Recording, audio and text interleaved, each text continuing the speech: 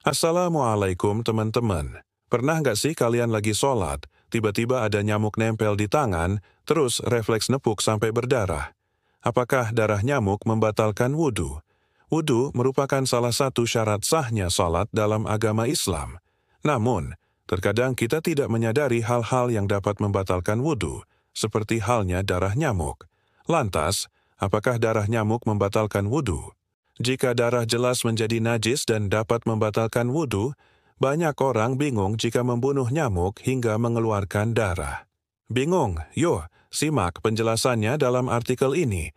Dalam kitab Al-Majmu' Syarah Al-Muhadzab, Imam An-Nawawi menjelaskan tentang darah nyamuk atau kutu yang mengenai pakaian atau tubuh seseorang.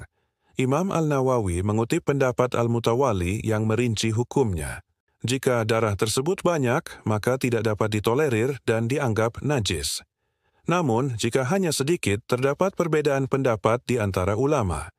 Pendapat yang paling kuat adalah darah tersebut dimaafkan dan tidak membatalkan wudhu.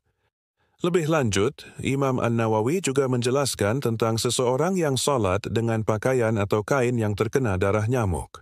Jika darahnya banyak, maka sholatnya tidak sah. Namun jika hanya sedikit, terdapat perbedaan pendapat di antara ulama. Senada dengan Imam Nawawi, Imam Khatib Syarbini dilansir dari Departemen Perdana Menteri Malaysia, juga berpendapat bahwa darah dari hewan-hewan kecil seperti nyamuk, lalat, dan kutu, yang umumnya sulit dihindari, termasuk dalam kategori najis yang dimaafkan.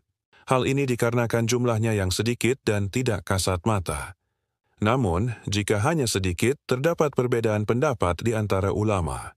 Para ulama tidak memberikan batasan yang detail dalam kitab-kitab fikih, namun, umumnya, patokan yang digunakan adalah kebiasaan masyarakat setempat.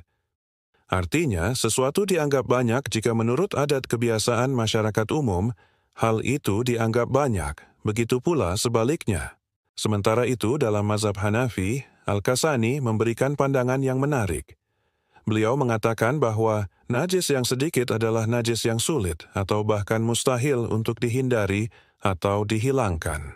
Jika najis yang sedikit ini tidak dimaafkan, tentu akan memberatkan umat Islam dalam menjalankan ibadah. Pendapat ini sejalan dengan prinsip dasar dalam hukum Islam, yaitu taisir wa raf'ul haraj, yang berarti Allah menghendaki kemudahan bagimu dan tidak menghendaki kesulitan bagimu.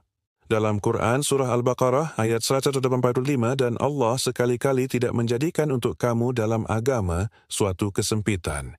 Dalam Quran Surah Al-Hajj ayat 78, berdasarkan uraian di atas, diketahui jika para ulama berbeda pendapat mengenai hukum salat dengan pakaian yang terkena darah nyamuk.